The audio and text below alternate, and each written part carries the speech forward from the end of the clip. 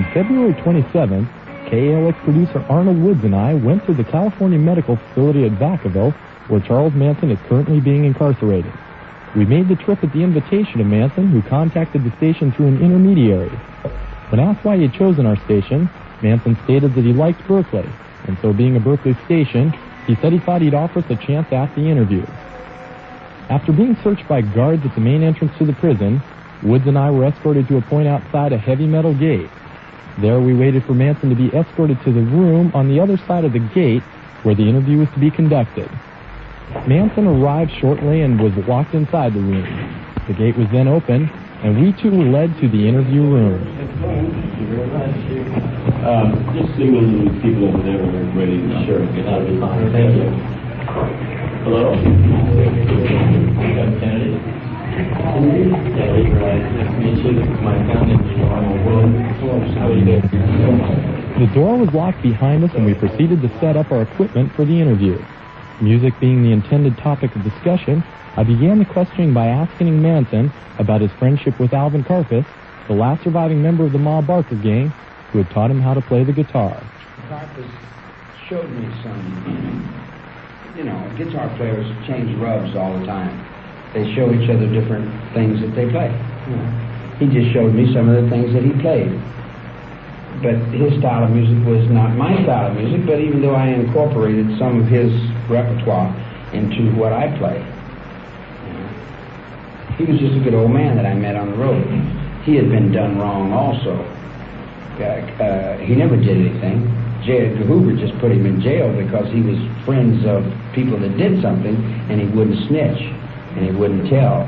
In other words, he held his mud for 48 years. How about yourself? Do you categorize yourself in the same way? I don't categorize myself. No. Do you? Do you think you've been done wrong?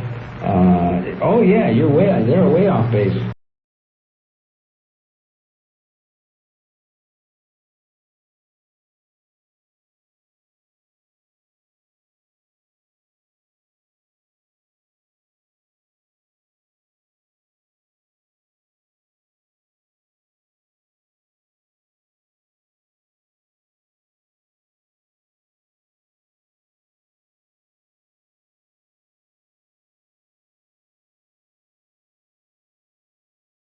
Hippie. I was a beatnik. Before the hippies, you guys were kids. They were kids to me, I'd already went through that. I was Elvis Presley before he was. I understand that you are now going to be producing an album with the punk rock band Black Flag. If you look at everything backwards, Terry Milsher came to me. I didn't go to him. They came to me to play music. Dennis Wilson came to me in the mountains. I wasn't going down there trying to play music. The DA would say, hey man, you were trying for a record career. I had a record career. I didn't want a record career. I just got out of one prison. I didn't want to go into another. When you do music or you do anything for the public, you got to be a slave to that. You got to be there on time. You got to carry clocks and dollar bills and tax trips. You got all kinds of things to do. I was free in the mountains. I didn't want, what do I want a music career for? I got a music career. I don't need, I play music for music. I don't play music for attention. I don't play music to little girls. I'm not selling records. I don't play music like you guys play music. You're blocked up in little squares to play music. I don't play music like that. Okay, so you aren't doing it for the public's interest, it's purely for your own enjoyment? It's for my own enjoyment, and I found out that in California that in order to get justice, you must buy it. They will not give you what they call fair trials. If you have the rights that our fathers died for, I would have had my trial, and I would have had my rights in my day in court, but I didn't. All I got was, you guys blamed me for the 60s. And then Jerry Rubin and A.B. Hoffman and Timothy Leary and Barbara Rondas and all the Holy Moroccos, they all run the other way when it got too nasty. They would tell their children, raise up and kill your mom and dad, but then when they raised up and killed their mom and dad, then all the people that said that ran. And then they blamed it over on me and said, oh, well, Charlie Manson's a hippie cult leader, and he made up kids do all that. But none of them kids that got busted said that. At one time, did you feel any affinity for them? Sure, I still love them, sure. They're still like mine. They're like me. They're like street people. It's like this, man. And back in the 40s, when I'd be on the basketball court, for example, and all the kids would say, "Hey, your mom's calling you, Billy." You know, so Billy would leave, and then John would leave, and Tom would leave, and I'd be out there sitting on the basketball smoking a joint. You know, and I was unaccepted. I was the outcast. So I ended up stealing a bicycle, and I went to reform school. And then I get out 10 years later, and I go back to the neighborhood, and I go back to the basketball court, and everybody's grown up, and there's a whole new wave of kids there. So we sit and we talk, and I say, "Whatever happened to Johnny?" "Well, he died in Korea." "Well, whatever happened to Joe?" "Well, he's an automobile engineer in Detroit." "And whatever happened to so-and-so?" "Well, he moved to Chicago." And then I steal a car, and I get a gun, and I go rob them places. And then I come back out of prison after 10 years, and I go back over on the basketball court. And the time for Johnny to go home, Johnny doesn't go home. And the basketball court, there's 10 or 15 kids, and it's all the way after dark. And what are you kids doing out after dark? Well, ain't you going to go home for dinner?" "Oh, no, my mom kicked me out of the house. My mom's a drunk. She don't like me." In other words, the last time I got out in 67, the road that I was walking on, hey, there's a whole bunch of kids walking on the same road. I said, "Well, I didn't know you knew this place." So, in other words, you feel you had your bed laid for you early on? No, when I heard Timothy Leary say, "Tune in and drop out," I knew where they were dropping out to because I had been on the under road, on the back side of what's happening, you know. In other words, in the darkness. Do you have a resentment for types of things that you did encounter when you were a child? No, I don't waste my time with those silly little resentments and hate and all that, bitterness and all that. Right. Did it have an effect on you at one time?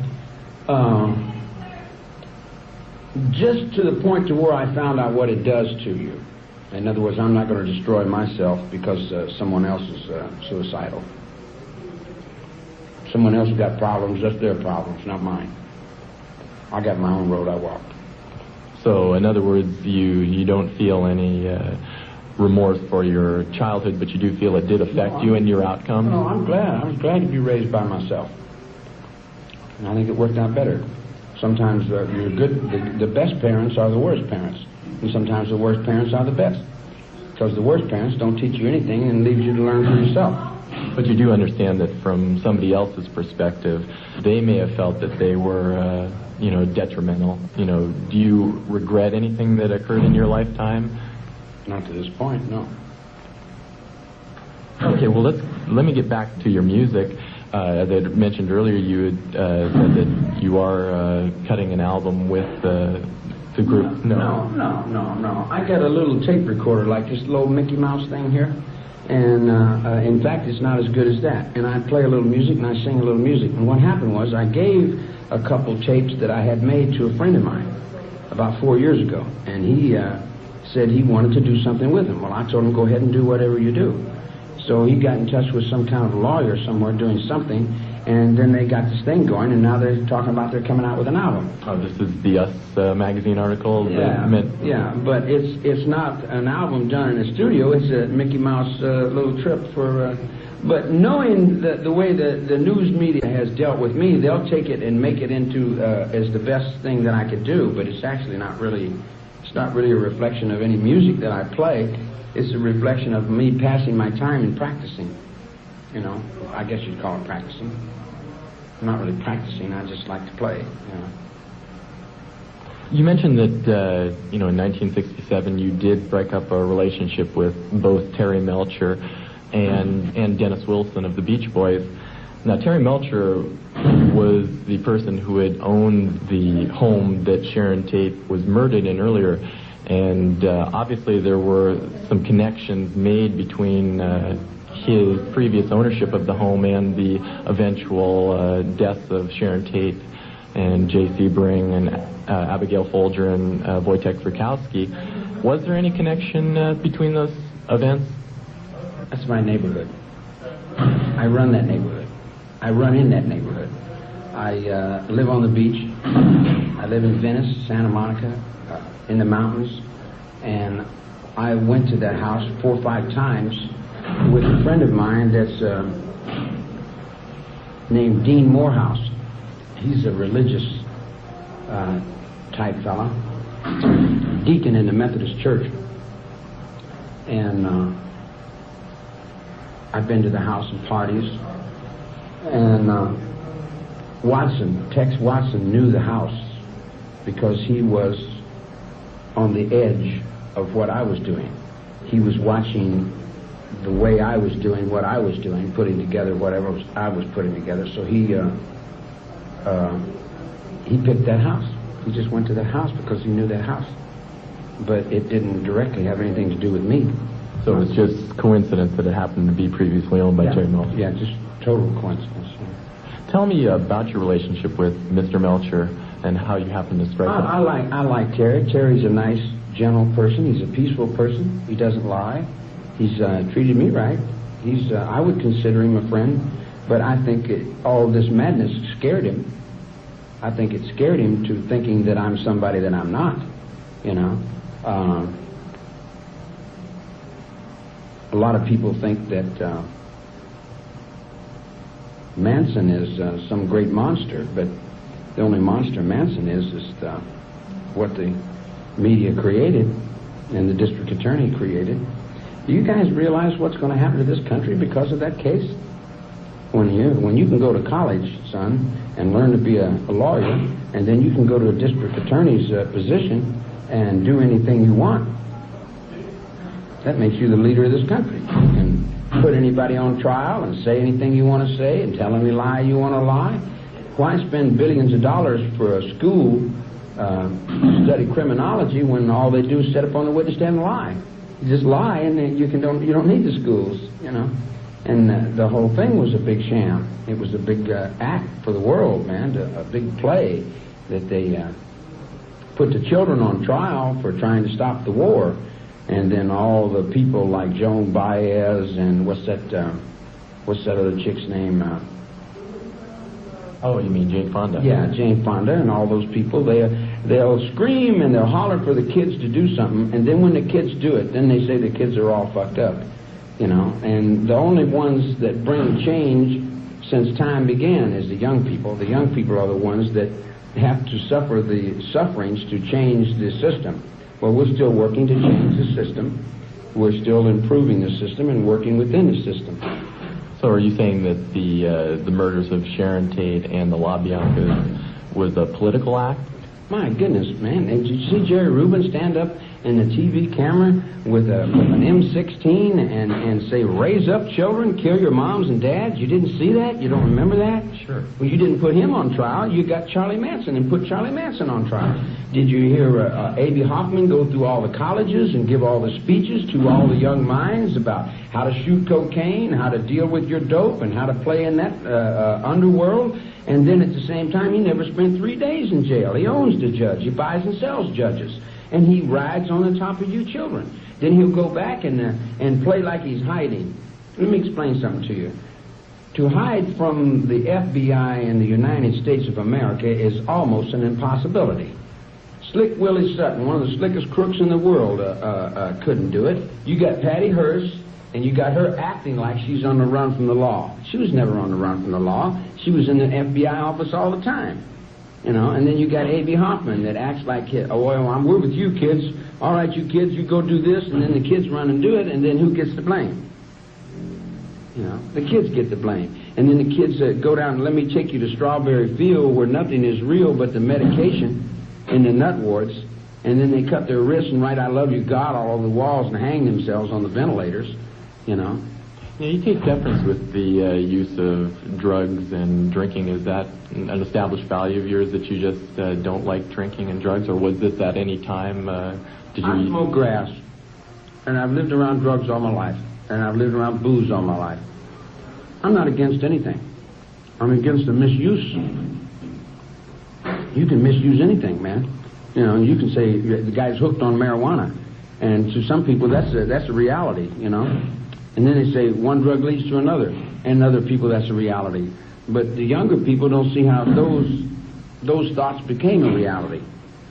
Why are we fighting drugs? Why do we spend millions and millions of dollars fighting drugs when you can sell it in the drugstore and it wouldn't be a problem? I mean, it doesn't make any sense. You know, the whole thing is silly. It's not the drugs that are bad. And it's not the people that are bad. It's all the mess that you've got created around the misunderstanding of the drugs. There's nothing wrong with drugs. If you're sick in the hospital and they come and give you a shot to take away the pain, you appreciate the drugs. I think God put everything there for us to use. If we misuse it, that's our fault. And one way we're misusing it, we're fighting against the power that we're not going to overcome. We have to flow with the flow of those drugs. You know. Last September, you were severely burned by a fellow inmate who doused you in paint thinner and lit a match. You know, he says you attacked his religious beliefs and threatened him. Was this just an isolated conflict between two inmates, or? It was in his mind. I didn't have anything in my mind. I'm not thinking about anything. He's arguing with himself. The devil he's chasing is the one that he's living with. That's inside of him. You know, his fears and his doubts he has to deal with. You know, it hasn't got anything to do with me. You know, like he could have got more argument from the church house than he got from me. I have no religious convictions in any particular direction. I'm my own religion. There's been much publicity surrounding the fact that you were allegedly known as Jesus Christ, and that the Manson family was the quote chosen few. Yeah, this is part of your district attorney. He had to say all that to win a conviction. He had to hook me up as being a leader in something. I've never led anything in my life. I had a motorcycle, a sleeping bag, and a guitar, and that's it. You know, and if anybody is on the same road I'm on, and they need a cigarette or a dollar bill or a ride or they're hitchhiking, I generally help them as much as I can. You know, I never owned that ranch. I wasn't the central figure in anything except the music. I like to play music. I play music. People come around and listen. Okay. If they give me something to eat, okay. If they don't, okay, man. You know, like I'm not, you know, I wasn't waving any flags. I wasn't out to do anything. I just got out of 22 years of prison, man. I just got out of prison. Can you imagine 22 years in prison? Can you imagine that? It is hard to imagine. Well, I just got out. How can I be responsible for the children of the 60s when I was locked up in the dungeon all during the 60s? And as far as me being Jesus, let me explain to this. This a little before your time, there was a guy named Krishna Venta who claimed that he was the second coming of Jesus Christ, and he had a cult in Box Canyon in Los Angeles. He called it the Fountain of the World. And he was having a sex orgy one night with about 12 or 15 women. And in those days, back during the 40s, that wasn't very well accepted. So what happened was someone put dynamite up underneath his house and blew him up. They blew him up, blew his wife, all his children, blew everybody up. Blew about 15 or 20 people up. And there was bodies all. And I was a kid looking at this.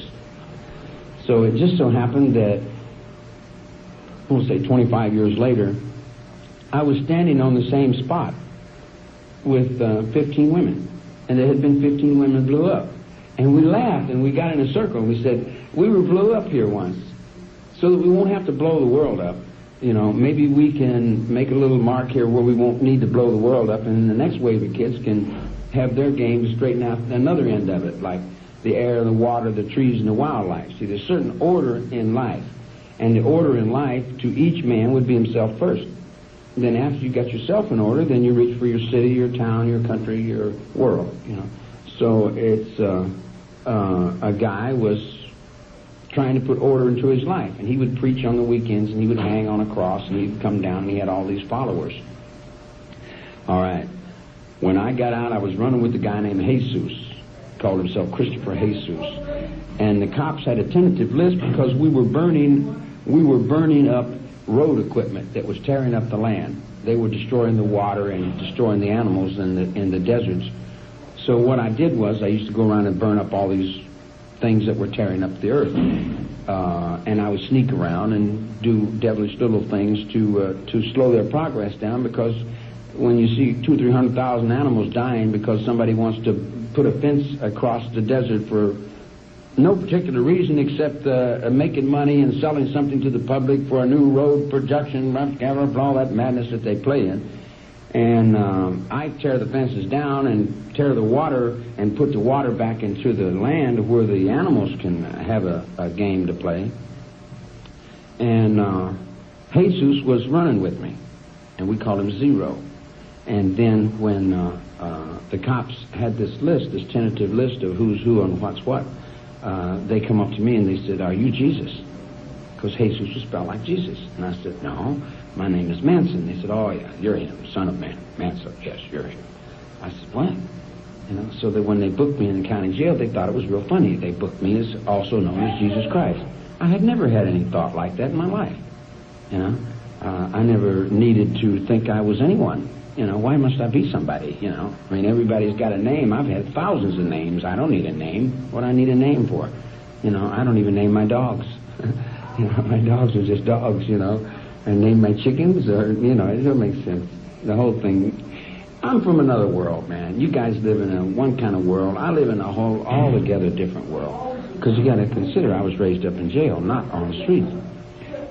And as far as the religious aspect, I was a student of Paharasa Yogananda in the 50s and the 40s. You know, I went through all the retreats, and I've seen the light. I know all the things that Mashi Mushi knows, or Hushi Basha, or whatever you want to call them. What is prison life like for you? At one time you had said that prison had become home to you. Yeah, prison is a thought. Prison is in the mind. Someone draws a line and says you're in prison. You know, I'm going to put you in prison, and your number is 3359, and you're going to do rah, rah, rah, rah. It's a struggle of will. It's a struggle of whose will is doing what. If their will is interposed up over your will, then you're considered to be in prison. But as Ganji would tell you probably that the passive force overcomes all that. There's no prison, not to me. I'm just here, you know. The people that are in prison are locked up in their minds. They get paid to go back and forwards and torment other people, and I just look at them, and it doesn't affect me, not personally. So do you still consider prison home in that sense? I'm home. Anywhere I'm at's home. If I'm in Chicago, I'm still here. Anywhere I go, I'm here. If I'm in New York, I'm still here. If I'm in Florida, I'm still here. No matter where I go, I'm here. So home to me is me. You know, I'm my own home because I was raised by myself. But someone that was raised with a mother and father, they have the thoughts in their minds and the patterns in their minds of whatever home is to them. Do you consider the idea of being released? Do you want to be released from prison? Released? I just want to be left alone, and I'd like to have my own will back to where I could do what I want to do. I would be content and satisfied with the rights that my fathers died for. It's that simple. It was all written down in 1776. It was laid out just as beautiful as God had done it. You know, and everybody wants to find a God somewhere, man, and we got people landing on the moon. My goodness. You know, it's like one guy come up and said, my God quarried 3,200 stone and lifted it up over these mountains and set it perfectly in place. I said, oh, yeah, you got a big God. I said, now look up there at that 747. I said, now that's more than 3,200 tons, and it's not only set in perfect place, it's flying around the world. So, I mean, how far would you have to go before you see God? You know, you see space shuttles, and you say God, you know, and these guys are still down here worshiping something that some medieval torture chamber was doing, you know, and nailing people to boards and things and calling it God. You know, I don't see that world. I dismissed that world a long time ago. Really, I have. You know, I dismissed it. It's gone from my mind. I don't even, you know, it comes over and says, you pay me some attention. I said, no. Well, you accept our God as being the God. I said, all right, I'll accept anything, you know. Now can I get on with my business? You know, they said, well, we want you to. I said, okay, man, you know, you're all right. I accept everything you say. Everything's perfect. All right, you guys go your way. Can I leave now? You know, and they said, no, we want to hold you. I said, why? Because we want to pick arguments with you and throw fire on you and drag you up and down the hallways and blame you for everything we don't understand and everything we don't know. You know, I said, hey, look, I said, sit down and I'll explain it to you. How simple and childish it is. You all grew up. I didn't. You all grew up and I didn't. I watched you all grow up and I said, wow, far out. You get old and you lose your teeth and your hair falls out and you get fat, you know, and you pay yourself to do all kinds of crazy little things. And I have no judgments against your world, only what is. But you guys have always, I was going to say you know, I'm talking about the system, has always put its judgments over on me, trying to make me into something that you could relate to. But you can't relate to me, you know, unless you're a nickel. So I could buy dune buggy parts and go out and play in the desert. Let me ask you what the connection is between the Helter Skelter, which was written on the La Bianca's refrigerator, and then there was you had written your own song composition called Helter Skelter. Had you not? Who told you that? No, I hadn't. No, I hadn't even thought of anything like that. Helter Skelter was painted on different things, man. It was a reflection of why don't we do it in the road? You know, that was you see, you guys got to realize, man, I'm 50 years old. Bing Crosby was my heartthrob. Frank Sinatra was my hero. Not the Beatles. In other words, Dean Martin lives right across the river from where I live in Wheeling, West Virginia. I'm from Kentucky. I'm a Kentucky boy. You know, in other words, like, it took me 20-some years to get to California. Some of you guys are born and raised in California because your parents came here, but man, I got no thought. You know, I'm not into the same things you guys are into. You know, not now and not during the 60s. In other words, my generation was the 30s. I was raised up during the Depression. You guys don't even know what it's like to be hungry. You know, there's a difference. You know, and the kids that were running in the street when I got out, I liked them. I really did. You know, if they were my kids, I'd be awful proud of them. Even though they did some dirty, terrible things, they still stopped the war. They did it. You know, and they probably saved a lot of their brothers' lives. But they're still in jail, and they have to take the blame for it. But they're not accepted as political prisoners, you know, because some DA had to make up something. Or someone else tell a lie, say, well, you did it for money. Or he did it for... and there's all kinds of motives that they play with, but do you ever think he didn't do it? You know, you're always looking for the motive before you find out whether that he did it. And then another thing is, you go to court in this country, and it says they're not interested in why you did it. They're interested in if you did it. But why you did it should be an issue also. Why are the children doing what they're doing? Why does a child reach up and kill his mom and dad and murder his two little sisters and then cut his throat? You know, why would a child do something like that? Because we're not raising it upright. We're programming it poorly.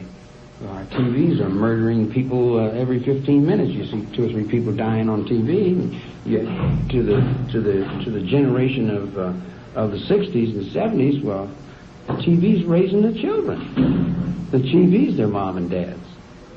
If you had had a different situation, would you have turned out differently, or do you think you... No, then I wouldn't know what I know. I'm satisfied with what I know. I've got my world. You know, I've got my world. There's very few people can say that. They're always, they must hold on to somebody or something else. I don't hold on to nobody or nothing. You know, I don't need anything. All I need is to be left my own life balance. When I got out of prison, I went up in the mountains and I looked around and I sat down and I seen the water all polluted. I seen the trees being cut down. I seen this concrete maze that man has made. And it's like I had come from another place that's not the same as the place that you guys or that world lives in. And I thought, well, who's responsible for this? Whose job is this to make sure that we got air here to breathe? Because we're going to run out of air here, man. This whole planet's going to run out of air. And I look at the water, and I look at the way they're misusing the resources and the water, and how they use tons and tons and tons and tons of paper. You got 200 million people shoveling paper all day long. You know, and you think there's something has to be done here, you know, to reach a balance to where we can have life on this planet. You watch the people feed tons of grain to animals, and then they kill the animals and eat the animals. Why don't they just eat the grain and leave the animals live? It don't make sense. Why are they eating the animals? They eat flesh and blood, and then they go to church and talk about thou shalt not kill. And they kill every day with every breath they take, you know. And you say, you got to quit killing the animals, man. You got to quit eating the flesh. What's wrong with you, man? Gee, man. And then I say that the life they're killing is mine. And then I go out and they're cutting a great big old tree down, and I say, oh, I feel that. I feel it. What are you doing? You're cutting me down here. So I tell him, don't cut me down or I'll shoot you. You know, if you keep cutting the trees down, I'm going to cut you down. And he said, well, look, I got a wife and kids, and I need the money. I have the job, and I don't know anything else. And I said, well, I can't blame you. Who's your boss? So I go to the boss, and the boss says, well, I've worked 20 years to be foreman here. And he says, this is my way of life, and my kids are going to college, and I need the money. I said, well, it ain't your fault. And then I said, well, who's your boss? And he said, Ace and Ace Lumber Company. So I go to the Ace Lumber Company, and and they a subsidiary to a Reviscap company, and 40% of that stock owned by Reverend Sun and Moon, another, or let me say Korea. I shouldn't say Reverend Sun and Moon because I'm not sure of that, but then another 20% is owned by Bolivia, and somebody else owns 10%, and then Margaret of Malibu owns 10%, and you go check Margaret out, and she died 5 years ago, and she willed all her assets to the cats, and she's got 300 cats living in a 10-bedroom mansion with a butler and a chauffeur, and everybody's provided for life as long as they take care of the cats, and the cats are reproducing themselves, so we got a legal lock on the trees, and so the cats are walking around cutting all the trees down. And everybody else, in other words, the whole thing is just, man, you got to redo it. That's all there is to it. You got to re-wallpaper and change. You got to change within the system. So that's what we've been doing. And every time you hear, I'm going crazy and I'm busting up everything and I burn up everything and I went to the nut ward 4 or 5 times, then you'll see Governor Brown jump up and say, oh, we've got you a redwood park. In other words, all the time that we raise hell down here and say, well, anybody that cuts redwood trees down has no respect for their own children. Those trees are thousands of years old and they belong to the kids. Don't be cutting them down. They say, well, we need our hot tubs, So then we'd get hammers and bust all the windows out and go to the church and bang everything up and burn everything up and say, now, if anybody does that, and then the fear gets to running, and the only thing that the politicians understand is fear. You run a little fear at them, and then they'll all change their ways, You run a little fear at them in this respect. They're scared to death of the public. They're scared of public opinion. They're scared of you guys that do this kind of thing here. Looking back to, the Tate LaBianca murders, would there have been a more, I use the word acceptable, means of expressing your political thought? You see what I'm saying? You're still stuck in your head that I had something to do with that. So you're still stuck in, I'll give it to you this way. Here's what I had to do with it. I've influenced everybody that I was around, but I could influence nobody any more than I've been influenced. If you put me in reform school and you beat me with a leather strap, and then you drag me up down the hallways and break my jaw, and you bust my eyes, and and then you throw me out into the world, you did? All the things that you've done to me, I got permission to do to you. Every time that you have misused me, when I get back on the street, you wonder why crime raises. I come in here and a cop misuses me in the hallway. Well, when I get out, what am I going to do? If I can see that the state of California can take and kill people in the gas chamber, doesn't that give me permission to do the same thing? You see what I'm saying? You're dealing with one mind, but the people that are running the mind that you're dealing with, they don't even know what the mind is. They think they got a mind. Nobody's got a mind. The mind has everybody. But everybody wants to think that they've really got something going, so they play all these different little political games. I'm interested in my life, the order that runs in my atmosphere, in my world, the one I know. I can't know what anybody else knows. All I can know is what I know. I've been raised as a crook, and I've been raised as a criminal, even though my crime hasn't really been but stealing a few cars and running away from home and juvenile delinquent stuff. I have still learned the ways of criminals. I got no malicious mischief in my mind to do anything other than maybe put some order into the world that I see as mine. Now, I'm going to tell you something that you're not going to like, and probably the world ain't going to like, but I'll tell it to you just like it is. I was raised to ride my own beef. If I do something, I'm responsible for my own actions. If I bust somebody in the mouth, I'll stand up to that. I won't back off of that.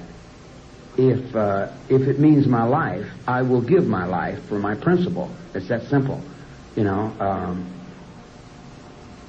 short, the fire, it didn't budge me. I got out of the fire. It burnt my face off. My whole face was burnt off, and all my hands was burnt off.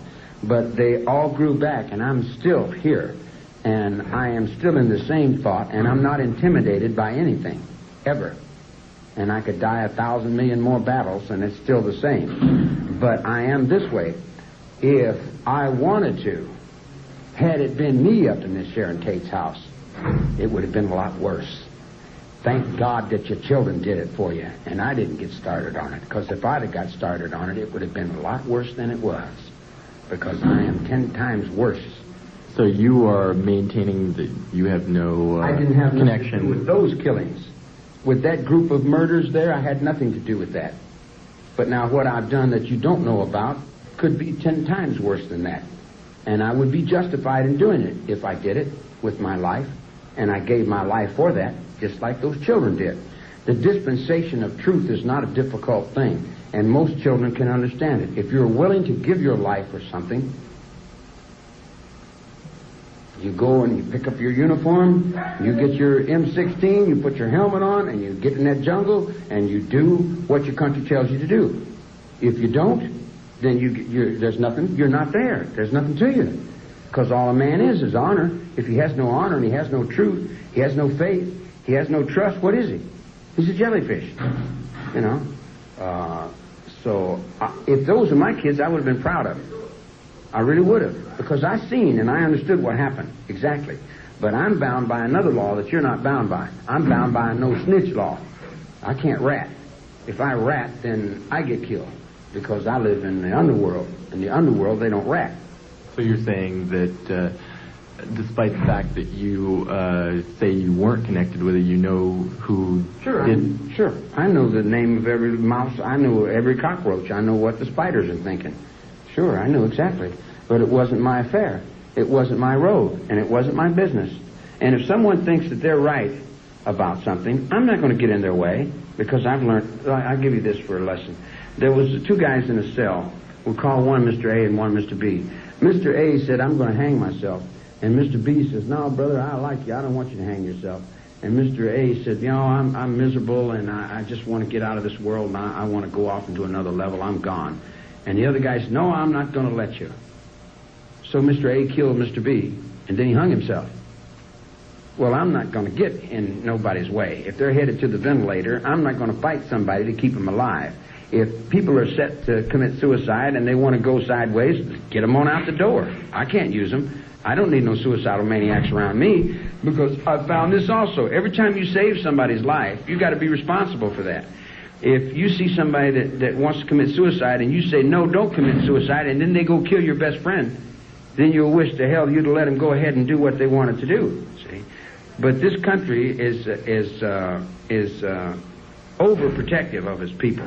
It's always, in other countries I haven't found this to be so. But in this country, they don't want you to do this because they're afraid it'll hurt you. Come on. They're afraid it'll hurt you. That's like Mother saying, don't climb the tree, you might fall and hurt yourself. Well, she might fall and hurt herself because she couldn't climb the tree. But you're a kid, you can climb the tree. You see what I'm saying? In other words, the older people have always put their values off on the younger people.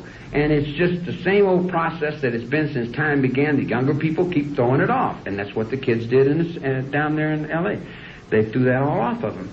They want to get their brother out of jail. And if they couldn't get their brother out of jail, you go to a lawyer, and it's known well all through the prison. Nobody likes criminal law. There's no money in criminal law. The criminal lawyers that are there are generally paid by the civil and the colleges. They pay what do they call them? Public defenders. You know, they have to pay the public defenders because there's just no money in criminal law. It's a dirty business. Nobody likes it. So when you got a whole bunch of kids that get involved and they go to the lawyer takes their money, tells them a lie, takes their money, tells them a lie. Any place in the penitentiary in the world or in this country you go to, they say, what do you think of a lawyer? And they say, well, they take your money and lie. They take your money and lie. Unless you got a whole lot of money, then you give them a little bit, and then you got to string them out to where they think they're going to get some more. You know, and you have to play in the larceny because the lawyer has to be worse than the crook, or he can't trick the crook to taking a deal and going to jail, you know. In other words, the system is just, it's not what our fathers laid out. It's become corroded, and it's crusty, and it's dusty, and it needs redoing. It's been 14 years since you were convicted of the Tate LaBianca killings, yet there still exists a group of people who other people designate the Manson family, you designate your friends. They still remain to this day, even people that you had never known. How do you explain how the Manson family or your friends have been able to stay together this long? We've been truthful with each other. There's one thing I demand with anybody that I'm with is I ain't lying to you, So don't you lie to me. Because if you lie to me, I might just knock you down on the spot. I got 3, 4 don't talk to me at all. If you're not going to talk the truth to me and I catch you in a lie, I'll either get you away from me some way, one way or another. I'll knock you down or do something to you to get you away from me, get you off of me, because I don't feel that you've come out of it nonetheless. You cannot break man's soul. You can bust his personality up. You can rearrange his thought pattern, but you cannot break his soul. His soul is forever. It's infinite. Has it had an effect on you adversely, that is? No, made me a little stronger. A little more stronger in the original feelings that I had. My mind's not changed about anything. I say the mind is not changed. I keep saying my mind, but I know it's not mine. It belongs to everybody. And so does the family that they say it's mine. It's not mine, it's yours. The idea that a group of people associated as they were when you were out of jail does put a scare into some people now. Do people have anything to fear from Charlie Manson's friends? Sure they do. Yeah, definitely. Okay, is that a direct fear or just a fear that they might expose something that... A fear they might do some positive things. A lot of the negative people would really definitely be afraid. The negative people would be scared. You know, the ones that are wrong. See, when someone does something to you, then they fear you. If no one does anything to you, they have no reason to fear you. If they've never done you any wrong, then why should they be afraid of you? I think somebody calls that karma, don't they? Yeah. And they keep burning me up and saying my karma's bad. And I keep looking at them and smiling. But then I see 2,000 or 3,000 dead bodies laying around all burned up, and I say, oh, well, somebody's karma wasn't right there. They did, maybe somebody did something wrong, you know. And everybody's been trying to kill me for the last 15 years. They've handcuffed me and drugged me up down these hallways. I've been through all kinds of things that nobody wants to know about. Nobody wants to see. We'll just take this one over in the corner. It's like this. You're walking down the street, and you see 4 or 5 guys kicking a guy. And 4 or 5 guys jumping on this guy and jumping up and down, beating him up. And you don't do anything. You just run and hide. So when it comes your turn, when 4 or 5 guys jump on you and they start beating you up, then and you don't get no help, you got no gripe coming. You can't gripe about it because, like, you had your chance and you didn't help somebody. So when it comes your turn to get help, you know, in other words, concern goes beyond what you buy and sell. You don't buy concern and sell concern, not genuine concern. Genuine concern is genuine. It's from the heart. And if you people in the United States have no heart, then that's not my fault. You dig? I have one. And that's my friends. And that's my family. And you could call that the world, or you could call it a little group of people that were struggling to save the world they lived in. They didn't want the world blown up. They seen them big bombs dropped, and they said, please don't blow the world up. We don't want to blow the world up. You know, and we didn't blow the world up. And we're not going to blow the world up. And that's our love. We give you the world, you know, and we didn't blow it up. Now the next generation got it. Now your job is air, water, trees, and wildlife. If you don't save your air, water, trees, and wildlife, our efforts mean nothing, because what good's the world without life on it? See, in other words, we didn't blow it up. We saved it. We stopped it. We checked the nuclear buttons. Now we're disarming this, and we're putting that on one computer, and we're coming back to the space wars, where we're going to check out all them computers and stop all them, you know, to where we can get one sky. And then we got one sky coming with great ships, big airships coming, where we're going to cut down all the pollution. We've already got these things in motion. We've got things in motion that you don't even know about in your world yet. You watch them on TV and you think they're science fiction. But we were sincere, and we still are sincere, you know. And when I say we, I don't say we as if I pass out membership cards to say who we is. We is any human being that loves their life and wants to live on earth. Any human being that wants to quit eating flesh and blood with their teeth. You see what I'm saying? And start living where life is, and not living where all the self-destructive madness that was left over from some war that's already been fought and in the graveyards. Most people their minds are in the graveyards. Their whole behavior patterns have been set by people that are gone. Mark Twain.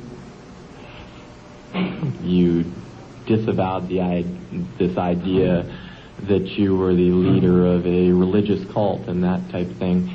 Yet in 1969, Susan Atkins, or Sadie Mae Glutz, as you called her, said the family was sort of she equated it with a religious order. Do you agree with Sadie Mae's? It became something beyond my will. I never said this court is in order yet. I've never rang my courtroom up for anything. I got no judgments on nothing. I'm doing what I'm doing. I'm a stubborn old tramp on the road. I'm a hobo. I'm a bum. I ain't got nothing to do with nobody. I don't like, I throw rocks at people. Get away from me. I got thrown into this to the point to where everybody would come up and say family, family, family, to where it's even got in my mind the family was only a music group. We had played in the corral on Topanga Canyon, and they said, what's the name you're going to call yourselves? I said, well, call ourselves Family Jams.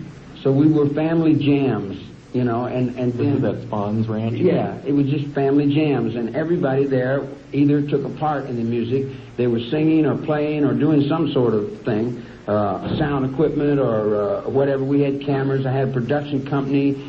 We could have done anything we wanted, but all we were really doing was playing. We were doing it. You see what I'm saying? We used to call that the MMT. And we would it's a play act, man. It's all a big act anyway, you know. It's just play act, different things.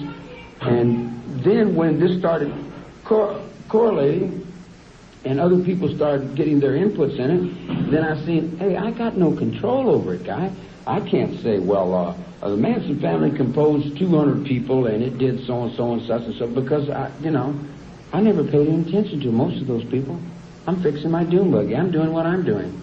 So in other words, you're saying that there may have been some of your friends who may have been misguided? Each person was their own leader, and that family was theirs. The family that Sadie Glutz sees is the family that was hers, and that's her family, and that's real to her. And I'll tell her, oh yeah, well, Sadie, I got to go somewhere right now, and I'd be doing something else. And whatever her reality is hasn't got anything to do with me. The same thing, Squeaky got a family in her mind. Each person got a circle of people in their life that they call their friends or their family. You got a circle of people that you run in? Would you call that your family or your friends? Friends, family. All right, now if you got arrested, they would say, oh, that's your family. And then they arrest everybody you know, throw everybody you know in jail and try you for a whole bunch of things, and then you become a family whether you like it or not. You're in a spaceship whether you want to be there or not. I got red on one side, blue on the other, green, gold, yellow. I got all the different girls that got busted are all colors. We set that on Indian Mesa up in the Santa Susana Mountains. And then you see all the people of the next generation come along talking about, oh, we're the rainbow people. And then you see A.B. Hoffman getting a haircut and Jerry Rubin getting a haircut, going over and telling everybody, all right, now we're all rainbow people. We're not hippies no more. We're in gippies now, and we're rainbow people, and we're doing this for $1.35. You know, and we're getting rich again. And they're getting rich off the blood of the children. And some of the children are strong enough to get back through it. And when they get back through it and they see Timothy Leary, they're going to say, thanks a lot, Tim. You really did us good.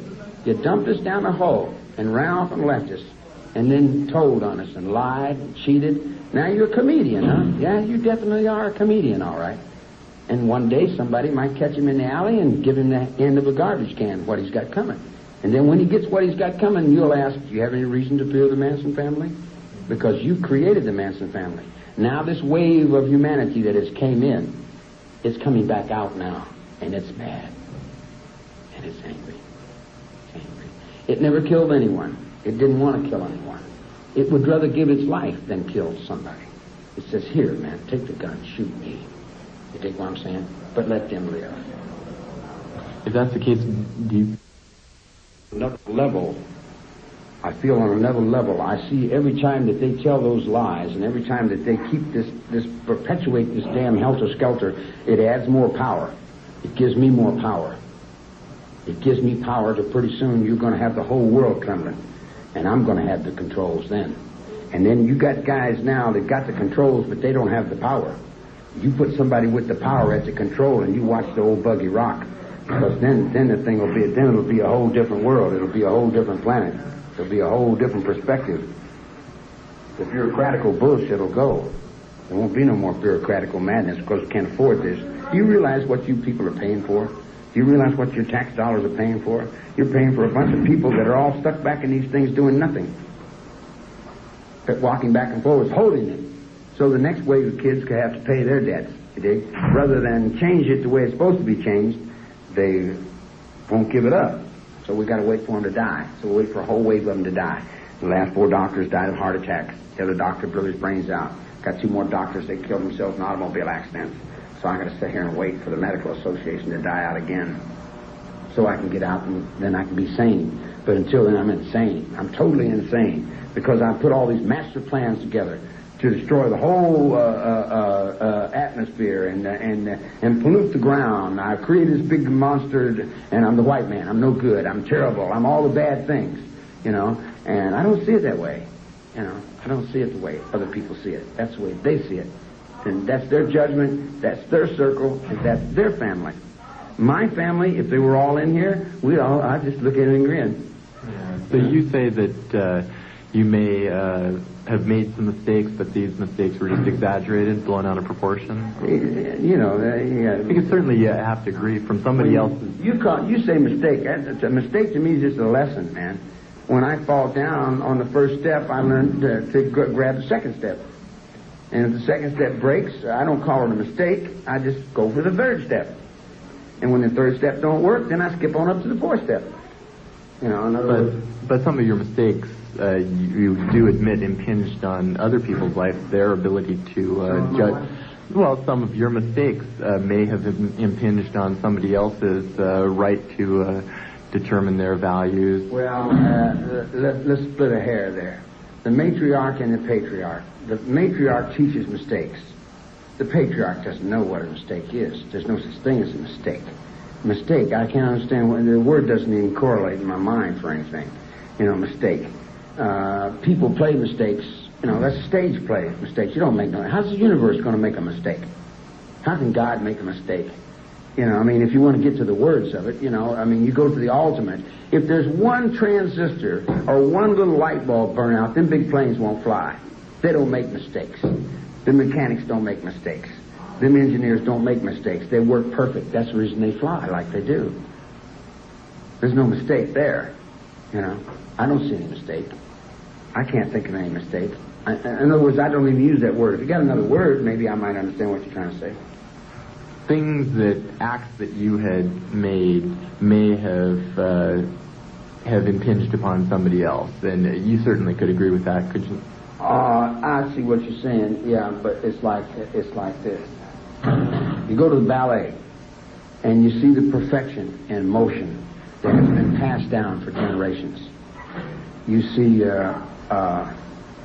this perfection, and it goes into your eyes, and it goes into your mind, and then pretty soon it becomes a part of you, and you dance, and you dance that dance. Is it their fault that you dance the dance? Does that make sense? In other words, people come to me and they see me move. They see what I can do. And then they say, hey, man, I didn't know I could do that. You know, and they say, all right, you really move. You know, and I said, yeah. And then they go around and they move like that. And then you see the kids all moving like that. And then you come and you say, is that your conspiracy to make those kids move like that? Because with the moves that you showed those kids, they went out and killed somebody.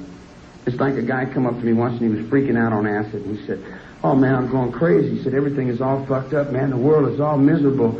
And I said, no, it ain't, brother, man. I said, everything's all right. Everything's in harmony, man. I said, everything's perfect. I said, can't you see perfection? Look at it in yourself. He says, it is? I said, yeah. I said, it's a nice day, man. Look at the sun's out and everybody's having a good day. I said, it's a wonderful day. I says, can't you appreciate that? And he said, sure. I said, well, then relax your mind, man. You know, get all that negative vibration out of you and go on down the road and have a good day, man. So he came back 2 or 3 hours later and he said, I killed somebody.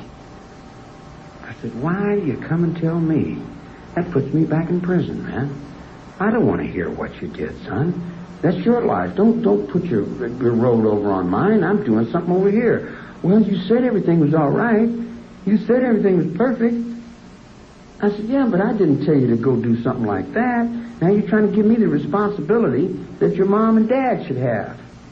That's your mom and dad's responsibility. That's not my responsibility. I'm not your mom and dad. Why am I convicted and thrown in the damn nut ward for 15 years and tormented and tortured because the parents don't want to take responsibility for their own damn children? What kind of silly shit is that?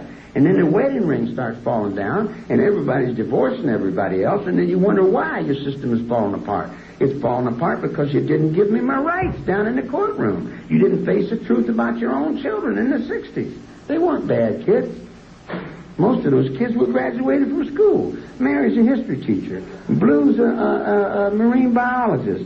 Red's an English literature major. I got the librarian right out of Berkeley. She's not bad. She skis. She's a beautiful girl. There was nothing wrong with her. Her mama had her all off in some bunch of crazy things that didn't make any sense, but she was working her way out of that, you know. There was nothing wrong with that woman, and she didn't do anything wrong. This is who again? No, this is Mary. She's the one that got shot, and she had the shotgun out there in the street. She was shooting at the cop. That's where Patty Hearst covered that up for that Hawthorne gun robbery trip. Remember when Patty shot at the surplus store? Well, yeah. Mary and Gypsy had robbed the store to get some guns to try to get us out of the courtroom, see? Because we were going to get out of the courtroom. I was very indignant. I was very upset. See, here, let me explain this to you. In jail, there is a reality. And the reality is, if you go rob a liquor store and you know that you can get 5 years in the courtroom, and you get caught, and you get 5 years in the courtroom, you got no gripe. You got no gripe coming. Go do your 5 years. You took a chance. You gambled 5 years of your life, and you lost. So you got no gripe coming. So when I was young, I would always be bitching about the system. I'd say, well, the lawyer did this and the lawyer did that. And the old man would tell me, he'd say, boy, did you do it? And I'd say, yeah, but he'd say, no buts. If you did it, you did it, and that's all there is to it. Shut your mouth, do your time, quit sniveling. Why don't you be a man about what you're doing? I said, okay. So I lived with that philosophy. And when I stood in that courtroom down in Los Angeles, I could have explained this whole thing in 15 minutes. And I told the judge, I held my hands up to him and I said, I got no blood on my hands, man. I got no responsibility for this thing that's going here. This is not my thought. It's not my world. It's not my projection. The only projection that I had into it was to get my brother out of jail, see. So when all that jumped off, had they given me my rights according to that book that I read called Constitution of America, where it says I have the right to prepare and defend myself with assistance of counsel. See, a lot of you people, young people, even though you go through college, you still don't understand that courtroom. That courtroom is the court of the kings and lords of the world. We as human beings came and broke the ground here called United States of America. And the reason our system has perpetuated in such a way is because all the powers of Europe and England and the monarchies and all those big people, we have came over here and started another world to where each man in the United States has that power because he has that courtroom. That courtroom belongs to every human being in the United States. And if you take that courtroom away from one human being, you've taken that courtroom away from all human beings. Then what follows is you've got these kings and queens of yesterday. They're going to come and play croquet with your heads. They're going to take your courtrooms. They're going to take your money. They're going to take your country. They're going to take your resources. They're going to rip you off in every way you can think of because you didn't give your own children the benefit of the courtroom that your fathers fought in battles and died for. You know, it don't make sense. You send a whole wave of children over to die in Iwo Jima. You dig what I'm saying? And they died. They bled. They gave their whole lives for this. And then you take and you cheat the next generation out of theirs. And you remember when the Vietnam veterans came back? What kind of country would try their own soldiers for fighting in a war that they taught them to fight in? Now, you make sense out of that. Or this one, a veteran comes over, he's been shot in the leg, he's on crutches, and a young kid comes up and spits in his face. He said, hey, son, I was over there fighting that war for you. No, you weren't fighting for me. He said, well, You still got the supermarket, don't you? You still speaking English, ain't you? You got your streets, you know, you got your, they asked me, they said, are you a Christian? I said, what else could I be? You know, like it or not. They said, what do you mean? I was born in a Christian hospital. I walk on Christian streets. We have Christian armies, Christian governments, Christian, everything here in the United States is Christian, so how could I be anything else? It's free. This is the religious freedom. We earned the religious freedom. So when I see Baba Ramdas walking by or Ramasham shops, I mean, I accept them. I don't throw fire on them. I got my rights. I got my rights. And if I ain't got them, then you have reason to fear the Manson. You have you'll fear the snake because it's coming back at you and it's going to bite. And it hasn't got anything to do with me personally. And they say, well, this is you doing this. I said, how could I be doing this?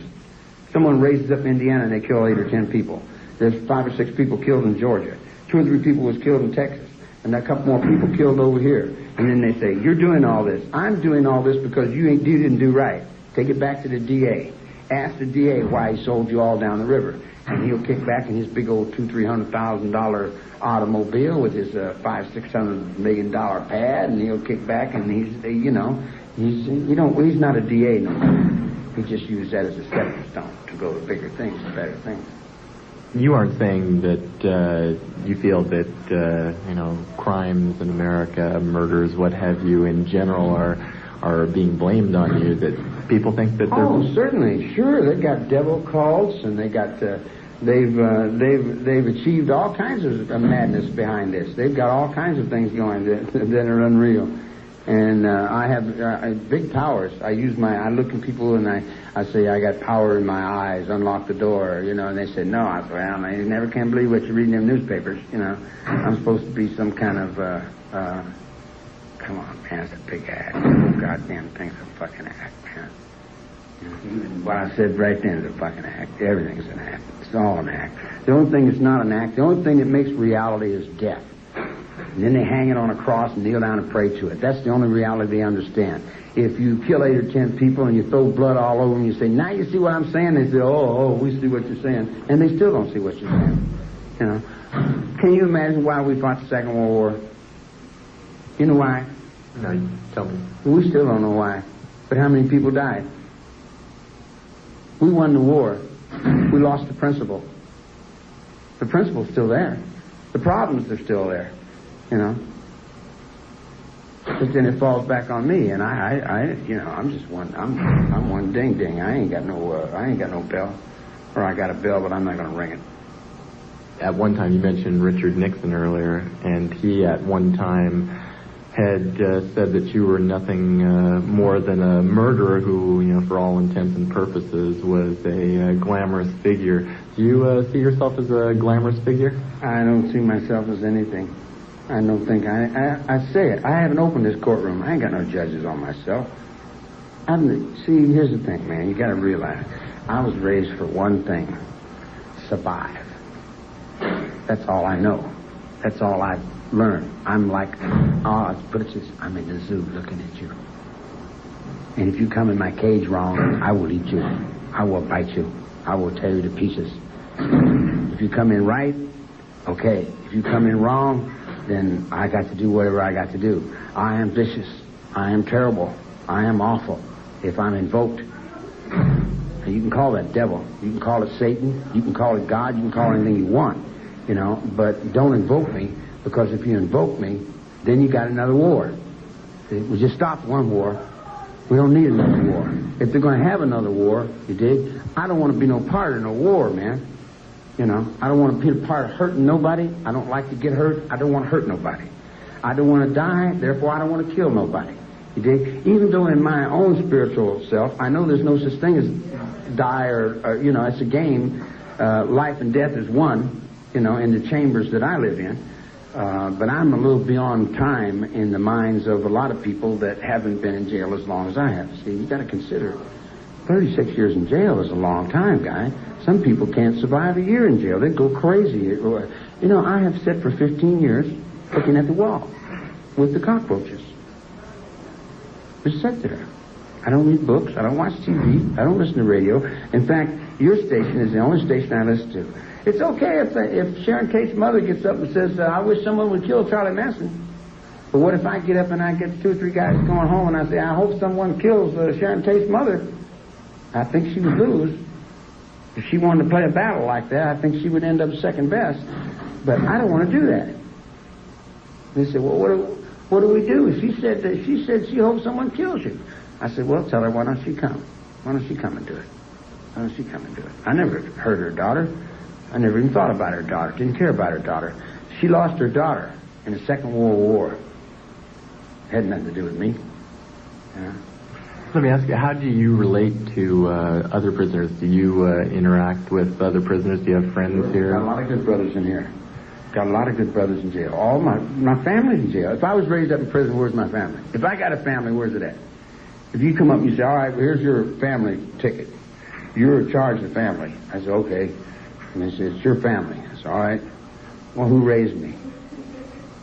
Jail, prison. A policeman raised me. Convicts raised me. Administrators raised me. You know? So I'm an inside person, you know. And they even did a thing on Star Trek that really got me. They had a parallel universe where they had these 2 guys and they had to get one guy on the other side. Well, I'm like a parallel universe in a lot of ways, you know, because I don't fit in what you guys do. And I never try. Even though I see over the air, I'm looking up over Universal Studios and I see up over Malibu, you know, and I see all the way to Ireland. And I see the IRA and the Vacaville and the bump, and then I get on my bike and I go back in the mountains and I smoke a little grass and play a lot of music. And anybody comes, I say hi, and they say hi, I say hi. They say, how are you? I say, how are you? They say, I'm fine. I say, I'm fine. They say, I like you. I say, I like you. They say, I don't like you. I say, okay, I don't like you. You know, I just learn to reflect people back to themselves because, man, it's not, what are you going to tell somebody? You know? If you started informing people that are misinformed, you'd spend the rest of your life informing people that are misinformed. I would feel I achieved something if we could stop the